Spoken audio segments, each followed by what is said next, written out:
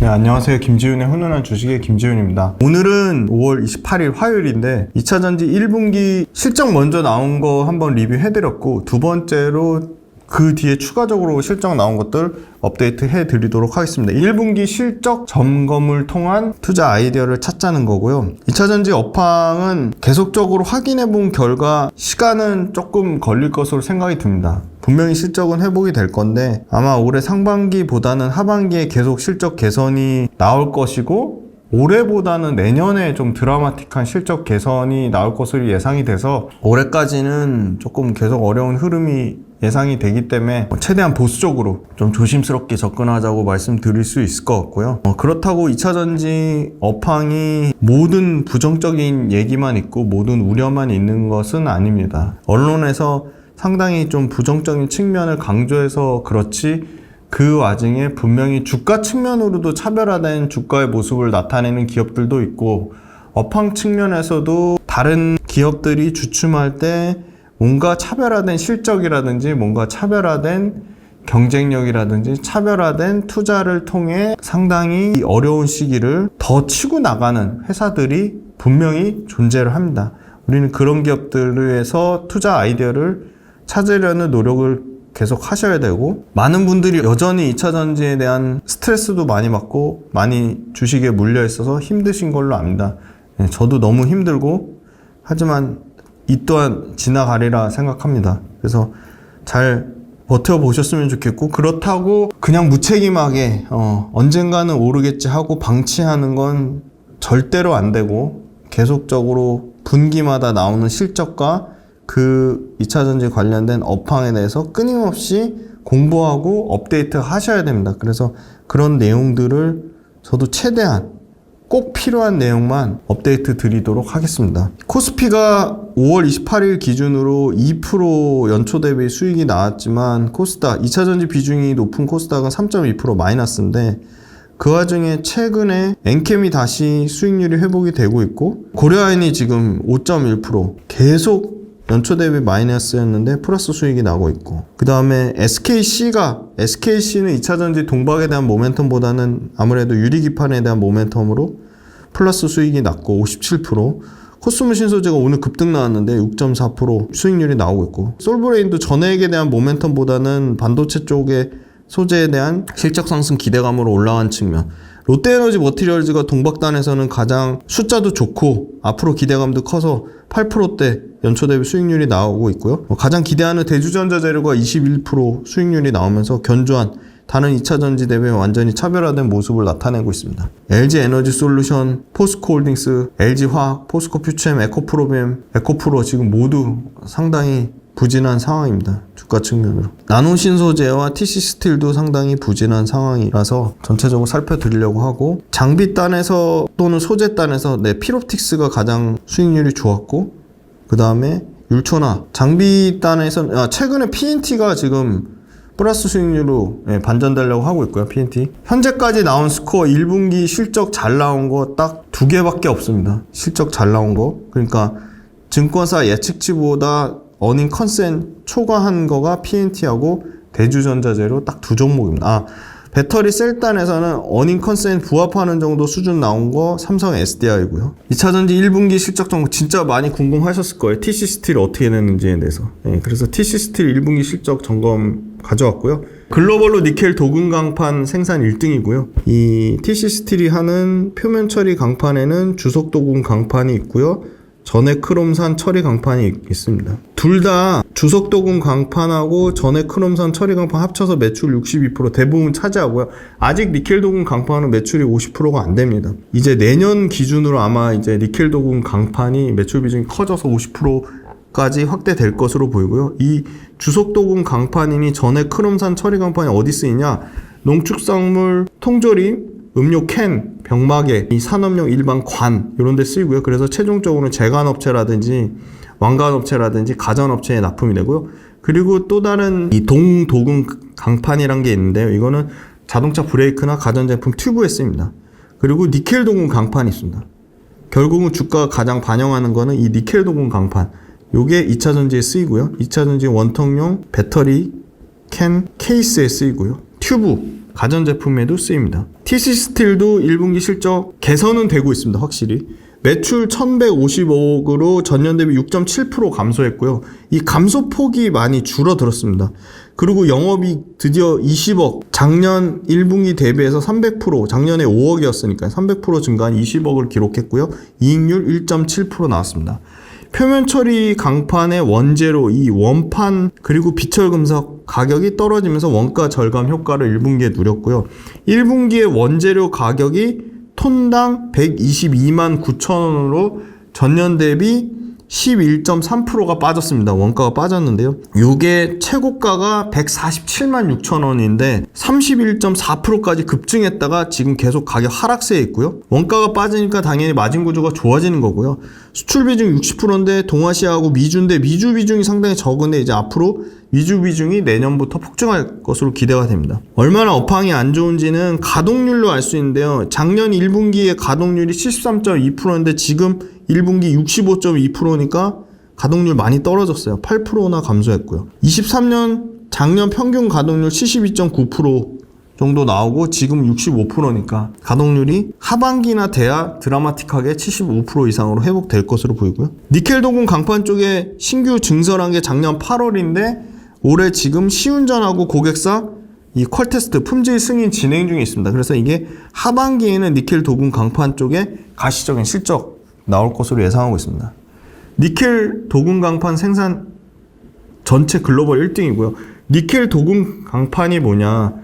이 포스코에서 갖다 쓰는 석도 원판을 니켈 도금한 후에 열처리 소둔해서 니켈과 철의 합금층을 만든 강판입니다. 그런데 이 니켈 도금 강판은 상당한 기술 진입 장벽이 있습니다. 표면 처리 기술도 좋아야 되고요. 열 처리 기술도 좋아야 되고요. 원소재 가공 기술도 좋아야 됩니다. 그래서 표면 처리, 열 처리, 원소재 가공 기술 세 가지가 다 복합적으로 모두 만족해야지 니켈 도금 강판을 만들 수 있습니다. 특히 니켈 도금 강판의 원재료라고 하는 이 석도 원판이라는 게 있어요. BP라고 하는데요. 이 석도 원판은 철저하게 공급자 우위의 시장입니다. 왜? 석도 원판을 만들 수 있는 회사가 두 개밖에 없어요. 포스코 홀딩스하고 KG 스틸입니다. 오로지 포스코 홀딩스랑 KG 스틸만 생산하기 때문에 포스코 홀딩스랑 KG 스틸이 절대 아무한테나 석도 원판을 주지 않습니다. 그 다음 두 번째는 기술 진입 장벽이 있는데요. 이 전에 도금하는 거랑 열처리 소둔하는 거에 노하우가, 공정 노하우가 요구됩니다. 네. 소둔이 어떤 의미인지, 여기서 말하는 소둔 공정이 뭔지 댓글로 한번 달아주시면 많은 공부가 되실 겁니다. 글로벌 전기차 원통유 배터리는 2030년에 26%까지 대략 작년 대비해서 6% 증가할 것으로 보이고요. 니켈 도금 강판은 당연히 더 높은 연평균 28%에서 30% 성장을 예상하는데요. 작년 기준 22만 톤에서 2030년에 121만 톤으로 6배 이상 니켈 도금 강판의 수요가 증가할 것으로 보입니다. 니켈 도금 강판 가능한 업체는, 생산 가능한 업체는 국내는 TC 스틸, 그리고 올해 9월 달에 생산할 것으로 예상되는 동국산업 정도가 있고요. 동국산업 아직 생산 못하고 있습니다. 그 다음 일본의 토요코한, 일본의 니폰 스틸이 있고요. 인도의 타타 스틸 정도가 있습니다. 24년 이후, 그러니까 올해부터 니켈 도금 강판의 수급은 당연히 타이트할 수밖에 없습니다. 글로벌로 니켈 도금 강판 만드는 회사가 5개밖에 없기 때문이고요. 26년부터는 공급 부정이 심화될 것으로 보입니다. 원재료 석도 강판을 니켈 도금 강판으로 도금 처리를 하고요. 그거를 원통유 배터리 케이스 캔으로 만듭니다. 가공해가서. 그래서 니켈 도금 강판이 글로벌 과점 시장이기 때문에 상당히 오랜 기간 동안 26년까지도 최소한 수요 공급이 타이트할 것으로 보이고요. 중국 기업들은 품질 문제 때문에 아직 진입을 하지 못하고 있습니다. 니켈 도금 강판 매출 비중이 내년이나 돼야지 50%까지 늘어날 것으로 보이고요. 아마 20만 톤 풀캐파 기준으로 4,800억을 예상을 하고요. 올해 아마 2,300억에서 2,500억 정도 니켈 도금 강판 매출 나올 것으로 예상하고, 내년 기준으로는 3,400억, 2026년 기준으로는 니켈 도금 강판 매출만 4,000억대를 예상하고 있습니다. 경쟁사가 아까 말씀드렸듯이 니폰 스틸, 도요코한, 한국의 동국산업, 인도의 타타 스틸 정도인데요. 도요코한이 가장 캐파가 경쟁사 중에 큰 12만 톤, 올해 기준 12만 톤이고요. TC 스틸이 20만 톤이니까 8만 톤의 차이가 존재하죠. 니폰 스틸은 36,000톤인데요. 중요한 건 이 석도 원판부터 니켈 동군 강판까지 수직 계열화가 가능하다는 겁니다. 그래서 니폰 스틸이 원재료 내재화의 강점이 있고요. 동국 산업은 올해 9월 달에 8만 톤으로 스타트를 끊는다고 합니다. 그 다음에 중국 업체 중에는 용진기술이라는 데가 있는데 양산은 아니고요. 7만 5천 톤 시험 가동한다고 합니다. TC 스틸은 뭐 글로벌로 압도적으로 니켈 도금 강판 20만 톤의 생산 능력으로 1등이고요. 삼성 SDI, LG 엔솔 이미 납품하고 있습니다. 글로벌 생산 능력 현재 1등이고요. 니켈 도금 강판의 또 장점은 주석 도금 강판 판가보다 1.5배 비쌉니다. 그래서 상당한 영업 레버리지 효과를 누릴 수 있다. 테슬라만 쓰는 게 아니고요. 원통용 배터리는 앞으로 BMW, 스텔란티스, GM, 볼보 등이 2025년부터 원통용 배터리를 대거 채택할 것으로 보입니다. 리스크 요인은요. 니켈 도금 강판 기술 진입 장벽에도 불구하고 중국 기업들의 생산 능력, 특히 이런 뭐 용진 기술 같은 이런 회사들이 생산 능력 양산이 빨라지면 경쟁 심화에 대한 우려가 당연히 있고요. 네, 배터리 부품에 해당하는 배터리 케이스이기 때문에 IRA에 해당되지 않아서 셀 기업들이 이 벤더, 공급업체 다변화를 시도할 것으로 보이기 때문에 이 공급업체 다변화에 따라 일본 업체라든지 중국 업체들이 상당한 경쟁 그 심화 우려에 대한 리스크는 분명히 있습니다. 이 석도 원판, BP 수급난 때문에 원소재 가격이 올라가면 당연히 생산 공급에 대한 문제가 생기고 마진율까지도 훼손될 리스크는 분명히 있습니다. 요거 1분기 실적 나왔는데 보시면 미주 쪽에서 2배 이상의 매출 표면 처리 강판 쪽에 증가가 나왔습니다. 그 다음에 이 유럽 쪽에서도 약 4배 가까이 아마 이 북미하고 유럽의 이 원통용 배터리 공장 확장에 대한 이 부분이 숫자로 나오는 것 같고요. 니켈 도금 강판의 수요는 이베스트 레포트를 참고했습니다. 연평균 28% 성장할 것으로 보이고요. 전기차 쪽, 소형전지, ESS 모두 고르게 성장하는데 전기차 쪽이 여전히 2030년까지는 압도적으로 커질 것으로 보이고요. 원통용 배터리 기존의 각형의 침투율을 시장 침투율을 상당 부분 뺏어올 것으로 보여요. 각형은 55%에서 2030년 기준은 40%대까지 떨어지고요. 그 부분을 바로 이 원통용 배터리가 20% 미만에서 26%까지 확대될 것으로 보입니다. 그리고 파우치는 가장 배터리 업체들이 완성차 업체 커스터마이징, 고객 맞춤화가 가장 좋기 때문에 30% 점유율은 파우치가 계속 유지할 것으로 보이고요.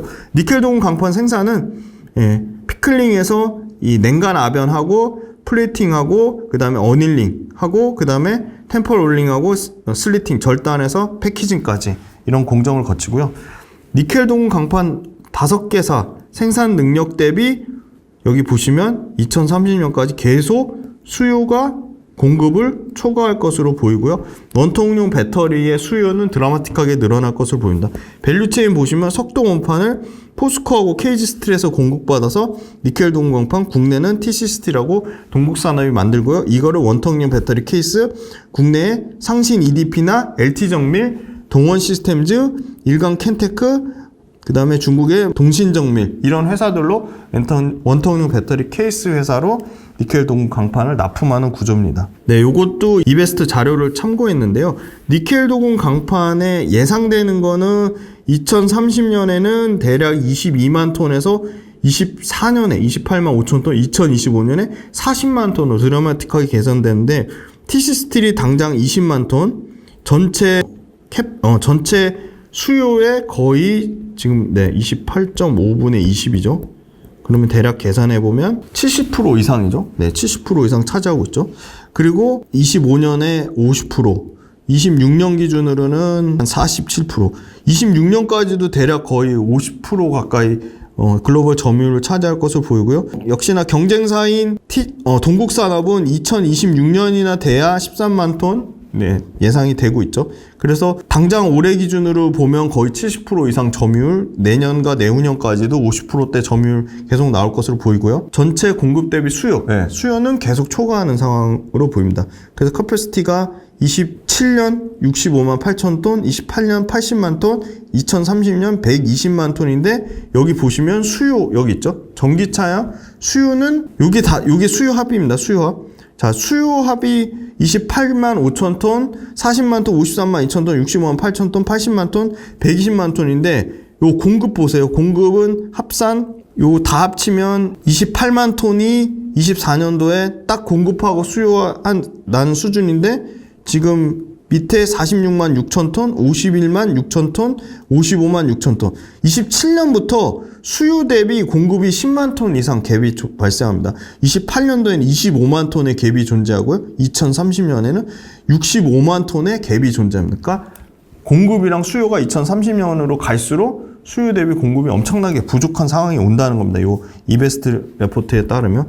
그 다음에 일본 TC스틸 같은 경우는 최근 수급 현황 보시면 5만원 주가가 깨지면서 기관은 계속 팔았고요. 그 물량을 외국인이 좀 받고 있고요. 다만 이제 장기성 물량이 연기금에서 엄청나게 팔면서 주가가 상당히 부진한 모습을 나타냈고요. 오늘 6.7% 빠진 거는 600억의 시비, 전환사채 발행 관련돼서 또 주주 가치를 희석시키는 거에 대한 우려가 나왔는데 회사 측에서는 한 달 이내 요거 관련돼서 재공시 하겠다고 밝혔고요.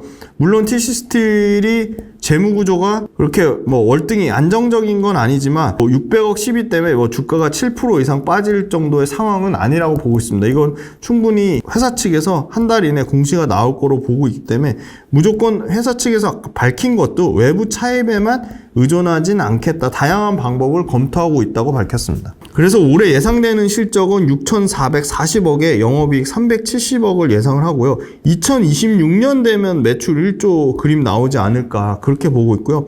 내년에 7,500억대의 영업이익 570억으로 영업이익은 계속 드라마틱하게 개선되는 흐름으로 나타날 것으로 예상되고 있습니다. 그 다음에 이제 장비단에서 코인테크가 실적이 나왔는데요. 2차전지 자동화 설비 매출이 72%, 그 다음에 자회사 탑머티리얼즈의 실적이 25% 비중을 차지하고요.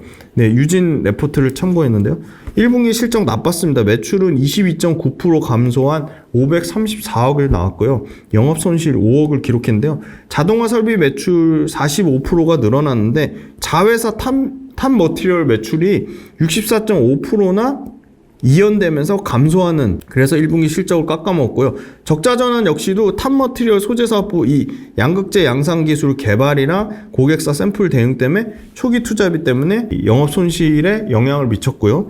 2분기부터 실적 정상화되는데 2분기부터는 매출 1,000억대의 분기 최대 매출을 예상을 하고 있고요. 차세대 전고체 배터리 신규 수주도 긍정적으로 늘어나고 있습니다. 그래서 2분기에는 영업이익 대략 80억대 나오지 않을까.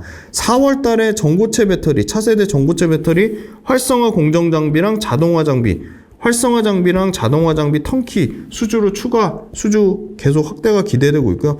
특히 이 신규 자동화 로봇 AGV하고 AMR, 그 T-로보틱스 설명드릴 때 말씀드렸던 AGV하고 AMR 관련돼서 신규 수주를 기대하고 있는데요. 결국은 이 코인테크의 이 자동화 설비는 2차전지 업황이 좋든 나쁘든 제조업체 입장에서는 생산 원가를 엄청나게 절감해야 되는 게 계속 초미의 관심사고 중요한 사이기 때문에 매출 수주가 오히려 이렇게 업황이 어려울수록 더 원가 절감에 더 사활을 걸고 있기 때문에 이런 코인테크 회사들, 자동화 관련된 설비 회사는 당연히 구조적으로 성장할 수밖에 없는 상황이라고 보고 있어요. 그래서 특히나 이런 자동화 로봇까지 신규 성장 동력을 갖고 있기 때문에 AGV나 AMR 모두 저는 매출과 이익이 앞으로 늘어나면 늘어나지 줄어들지는 않는 구조라고 보고 있고요. 탑머티리얼즈 자회사 이쪽에 LFP를 최초 양산했거든요. 그래서 시설 투자한 거가 드디어 본격적으로 매출이 반영되는 해가 되지 않을까 그렇게 보고 있고요.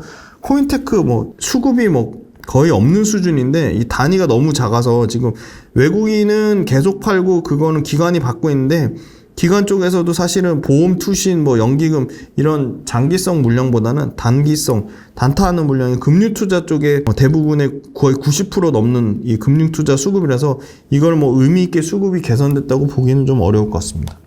그 다음에 코인테크 올해는 연간으로는 3,800억대의 영업이익 248억.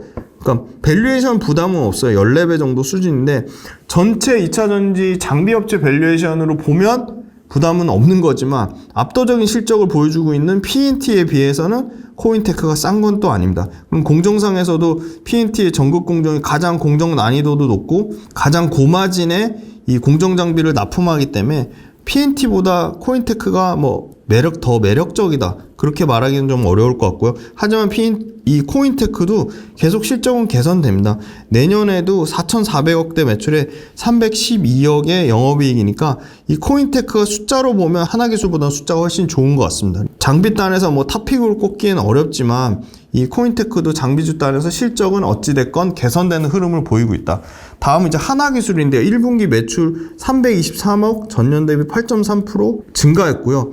영업손실은 52억을 나타냈습니다. 마이너스 52억 적자를 나타내면서 컨센을 하회하는 실적을 보여줬고, 1분기에 대형 프로젝트 반영할 때 재료비는 그러니까 원재료는 100% 반영됐는데 실제 매출은, 장비 매출은 80%밖에 반영이 안 돼서 요 20% 이상의 갭이 존재했습니다. 그래서 컨센을 깎아 먹었고요. 2분기에는 매출은 줄어들지만 영업이 흑자 전환을 예상하는 게, 지금 하나기술의 수주 전체 1분기 기준으로 3,722억의 수주 잔고인데 해외에서 70%, 국내에서 30%, 해외 수주가 계속 늘어나고 있어요. 그래서 24년에 하나기술의 신규 수주 목표는 4,500억이거든요. 그래서 해외 수주 늘어나면 당연히 수익성도 좋아지고 매출가익이 점차적으로 하반기에 계속 개선될 거로 보입니다. 신규 장비 제트 스태킹 이 수주가 올해 상반기에 예상됐는데 지금 아직 나오진 않았고요. 그리고 울트라 띵 글래스 UTG 장비 쪽도 신규로 진출을 예상을 하고 있습니다. 그래서 하나기술, 코인테크 장비 회사들 실적 나왔는데 모두 좀 실망스러운 실적이 나왔다. 그런데 아이템으로 보면 코인테크가 하는 자동화 장비 같은 경우는 2차전지 업황 둔화에도 불구하고 이 자동화 설비라는 거는 모든 제조업체의 이 원가 절감에서 조금이라도 마진을 개선하기 위한, 결국은 다 2차전지 뿐만이 아니라 반도체도 그렇고 제약바이오도 그렇고 이 물건을 만드는 제조업체 입장에서는 자동화 라인이 앞으로 당연히 폭발적으로 늘어날 수밖에 없기 때문에 하나기술보다는 코인테크 쪽 실적 모멘텀이 훨씬 강한 것 같고, 하나기술 역시도 신규 수주 목표가 24년 기준으로 4,500억인데 현재 3,722억이니까 수주 목표는 충분히 달성할 것으로 보이는데, 역시 이 하나기술 역시도 하반기에 실적 모멘텀이 예상이 되고 있어서 1분기랑 2분기까지는 계속 실적 부진이 예상이 된다는 거고요. 하나기술은 그런데 최근에 가격적인 메리트를 봐서 기관 쪽에서 매수가 들어오고 있습니다. 기관 쪽에서 매수가 들어오고 있는데, 이 기관 쪽 매수 역시 일종의 금융투자는 단타성 물량이기 때문에 하나기술도 그와 비슷한 정도 수준입니다. 그래서 수급이 상당 부분 드라마틱하게 개선돼야지 그 부분이 주가에 반영될 것으로 보이고, 지금 현재로서는 수급 상황은 그렇게 좋은, 하나기술도 역시 그렇게 좋은 상황은 아니다라고 말씀드리겠습니다. 하나기술은 코인테크보다 숫자가 훨씬 약한데요. 올해 1,500억대 매출의 영업이익 78억이거든요. 보시면 코인테크는 올해 3,900억대의 영업이익 250억대니까 훨씬 숫자가 코인테크가 좋고요. 하나기술도 매출과 이익은 앞으로 계속 개선되는 흐름 보일 것으로 예상됩니다. 추정치긴 하지만 내년에 1,800억대에서 130억, 그리고 내후년에는 2,200억대에서 대략 200억이니까 PER 기준으로 36배거든요. 내년 기준 36배니까 거의 지금 하나기술이 코인테크의 거의 2배 정도 수준이고요. PNT랑 밸류에이션 비교하면 거의 4배 차이가 납니다. 그래서 하나기술, 코인테크 모두 숫자는 약하다. 그런데 갖고 있는 모멘텀은 코인테크의 자동화 설비 쪽이 훨씬 좋다. 그렇게 말씀드리겠습니다. 그리고 이제 TC스틸 못지않게 앞으로 구조적으로 좋아질 수밖에 없는 게 이 알루미늄 박 알박인데요. 알루미늄 알박의 대표적인 1등 업체 사마알미늄도 실적이 나왔습니다. 사마알미늄은 이 원재료비가 수익성의 70% 이상을 담당할 정도로 원재료 가격이 가장 중요하고요. 매출 원가의 70에서 많게는 80%가 원재료비입니다. 그래서 원재료 가격 올라가면 판가에 반영해서 사마알루미늄의 알박, 알루미늄 박 당연히 비싸게 팔아서 이익이 많이 남고 좋아지는 구조고요. 매출 원가의 80%, 70에서 80% 차지하는 원재료가 바로 이 알루미늄 스트립이라고 하는 건데요. 요거는 런던 금속거래소 프라이머리 알루미늄 시세에 연동됩니다. 그게 작년에 20% 넘게 하락했어요. 그래서 2,251.6달러, 알루미늄 스트립의 가격이 2,251.6달러까지 엄청나게 20% 넘게 빠져서 판가, 당연히 알루미늄 가격을 비싸게 못 판 거죠. 그래서 판가가 박살났는데 올해 알루미늄 가격에 연동되는 알루미늄 스트립의 가격, 원재료 가격이 개선되고 있습니다. 드라마틱하게 개선되는데요. 4월달 기준 알루미늄 스트립 가격이 톤당 2,400달러를 돌파해서 5월달 현재는 2,500달러 초반까지 형성하고 있어요. 그러니까 20% 까먹었던 그 가격이 지금 대략 15% 정도는 최소 가격이 회복이 된 겁니다. 작년 2,200달러에서 지금 2,500달러니까 300달러 정도가 가격이 올라왔고요. 2030년 12월 말까지 납품하는 기준으로 북미하고 유럽의 LG엔솔 물량을 이미 6,951억을 작년에 계약을 했고요. 네, 1분기에 이제 아변 쪽, 아변이 바로 이 양극 집전체랑 배터리에 들어가는 알루미늄 박, 그리고 포장용 알루미늄 호일인데요. 1분기에 아변 쪽 매출이 375.9억이 나왔고 비중으로는 59.4%, 가공 쪽이 식품 포장재나 산업 건축용 소재 요게 174.4억이 나왔고 매출 비중 27.6%를 차지했습니다. USB 같은 전자부품 파는 게 82.8억으로 13.1%를 구성했는데요. 전체 매출은 633억대로 전년 대비 11% 감소했고 이 감소 폭이 줄어들고 있습니다. 그래서 매출도 어찌됐건 개선된다는 거고요. 영업이익은 16억 여전히 적자가 나왔는데 이거는 원재료 가격이 작년 1분기보다 2.3% 빠진 부분인데 아까 원재료 알루미늄 스트립 가격 2,500달러 초반 정도 수준이 유지되면 2분기부터는 드라마틱하게 이익이 개선될 것으로 보이고요. 알루미늄 박 최대 생산 능력은 현재 기준으로 26,880톤입니다. 가동률이 급격하게 떨어졌는데요. 아변 쪽에 65%, 가공 쪽에 76%인데 평균 가동률은 70.8%입니다. 근데 이게 작년 데이터로 보면 1분기에 아변 쪽이 88%가 나왔고 가공 쪽이 86.9%가 나왔거든요. 그리고 작년 4분기에는 아변 쪽에 역대 최대인 89%까지 나왔으니까 상당히 이 전기차 수요 둔화 우려를 사마 알루미늄도 직격탄을 받고 있습니다.